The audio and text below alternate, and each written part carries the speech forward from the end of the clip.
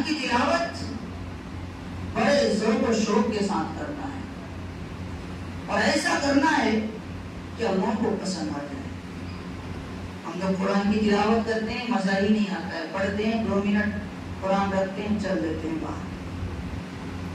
مطلب ہمارے دل کے اندر وہ تڑپ بھی نہیں ہے جو تڑپ ہونی چاہیے قرآن کی تلاوت کی۔ حضرت ابوبکر صدیق رضی اللہ تعالیٰ عنہ جو تلاوت کرتے تھے اور بالکل آہستہ آواز میں تلاوت کرتے تھے، دوسرے کو پتہ بھی نہیں چلتا تھا۔ وہیں جب حضرت عمر بن خطاب کی بات آتی ہے، وہ ایسے تلاوت کرتے تھے پورے محلہ جلا دیتے تھے۔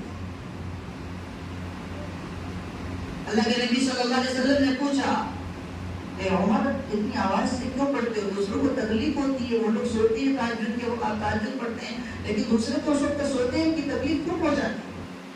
کہتے ہیں کہ اے اللہ، اس وقت اللہ رب العزت آسمانی دنیا پر اترے ہوئے ہیں اور کہتے ہیں اٹھو، الا من مستغفرین، ہے کوئی مغفرت طلب کرنے والا، ہے کسی کو روزی کی تلاش، ہے کوئی بیجا مقدمات میں پھنسے ہوئے انسان، ہے کوئی مصیبت میں تکلیفوں میں مبتلا، آؤ اپنی مصیبت کو حل کرو۔ اور یہ لوگ سوئے پڑے، میں لوگ کو جگانے کا کام کر رہا ہوں۔ تو ان کی نیت تو حضرت عمر بن خطاب کی یہ تھی۔ حضرت ابوبکر صدیق رضی اللہ تعالیٰ عنہ سے پوچھا گیا کہ آپ اتنی آہستہ کیوں تلاوت کرتے ہیں؟ وہ کہنے لگے، یا اللہ کے نبی صلی اللہ علیہ وسلم، میں اللہ کے لیے پڑھتا ہوں اور میرا اللہ اتنے میں بھی سن لیتا ہے، میرا اللہ اتنے میں بھی سن لیتا ہے، تو میں اللہ کے لیے پڑھتا ہوں، میرا اللہ اتنے میں بھی سن لیتا ہے، تو مجھے کافی ہو جاتا ہے۔ اگر میں خدا نخواستہ آواز سے پڑھ دیا اور کچھ لوگ آ کر کہتے تو کہ دیکھو ابوبکر صدیق قرآن کی تلاوت کر رہے ہیں اور میرے اندر تھوڑی سی بھی ریاکاری کی بدبو آ گئی، میرا تو پڑھنا بیکار ہو جائے گا۔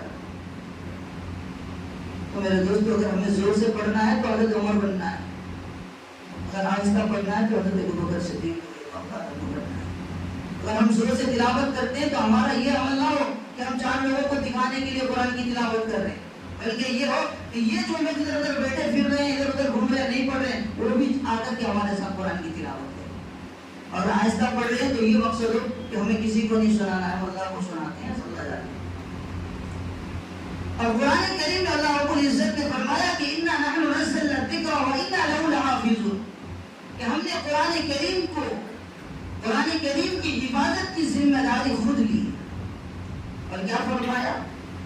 حافظون، حافظ یا حافظ کی جماعت ہے، حافظون، حافظانی، حافظون، یہ حافظ لوگ جو ہوتے ہیں قرآن کریم ان کے سینوں میں جو محفوظ ہوتے ہیں، ان کے سینوں کے ذریعے سے اللہ رب العزت نے اس قرآن کریم کی حفاظت و ذمہ داری کا اعلان کیا ہے۔ یہ مطلب نہیں ہے کہ قرآن اس طرح سے رکھ دیا جائے، لوگ قرآن کو جلا دیں اور قرآن ختم بھی ہو جائے، لیکن یہ مطلب بالکل بھی نہیں ہے۔ مطلب یہ ہے کہ قرآن تم جلا دو، قرآن کے خلاف آواز بغاوت بلند بھی کر دو، مدرسوں کو بھی جلا دو، لیکن میرا بندہ جو حافظ قرآن ہوگا ان کے سینے میں یہ قرآن ہوگا۔ قرآن تم دنیا کی جلا سکتے ہو، میں حافظ قرآن کو بٹھاؤں گا، وہ اسی طرح سے قرآن کو نقل کر سکتا ہے، اسی طرح قرآن کو لکھ سکتا ہے اور بتا سکتا ہے کہ یہی وہ قرآن ہے جس کو جلا دیا گیا۔ پتہ یہ چلا کہ اللہ رب العزت نے قرآن کی حفاظت اور ان کی ذمہ داری جو حفاظت کی لی ہے وہ حافظوں کے سینوں کے ذریعے سے۔ مجھے بتائیے، اگر پوری دنیا کے اندر جس طرح سے مسلمانوں کو اور مسلمانوں کے مدارس کو اور قرآن کریم کو جلا دیں گے، تو بتائیے اگر حافظ قرآن زندہ ہو تو اس طرح کے قرآن دوبارہ آ سکتے کہ نہیں آ سکتے؟ آ سکتے۔ تو اللہ رب العزت نے ہمارے جو سینوں میں محفوظ کیا ہے، جس کے بھی جتنے بھی سینے میں کتنی صورتیں محفوظ ہیں، اس کی صورت کو اسی طرح سے نقل کر سکتا ہے۔ تو اللہ رب العزت نے یہ قرآن کریم کی حفاظت کی ذمہ داری حافظوں کے سینے کے ذریعے سے دی ہے، اس لیے ہمیں چاہیے کہ اپنی اولاد کو حافظ قرآن بھی بنائیں۔ آج ہمارے گھر میں قرآن پڑھنے کی بات ہوتی ہے، ہم دوسرے مدارس میں جاتے ہیں اور جا کر کہتے ہیں آئیے بھائی ہمارے گھر میں قرآن خوانی کرتے ہیں۔ بھائی ہم انتقال کر جاتے ہیں، ہمارے تھوڑا سا آتے ہیں قرآن پڑھ دیجیے، وہ اتنے دل کے ساتھ نہیں پڑھ سکتے جتنی آپ کی اولاد آپ کے لیے پڑھ سکتے۔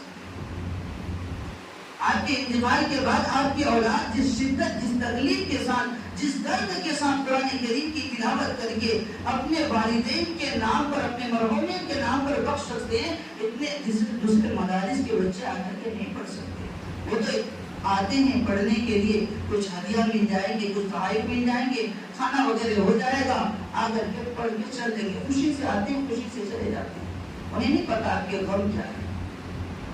اس لیے خدا اپنے اولادوں کو حافظ قرآن بنائے۔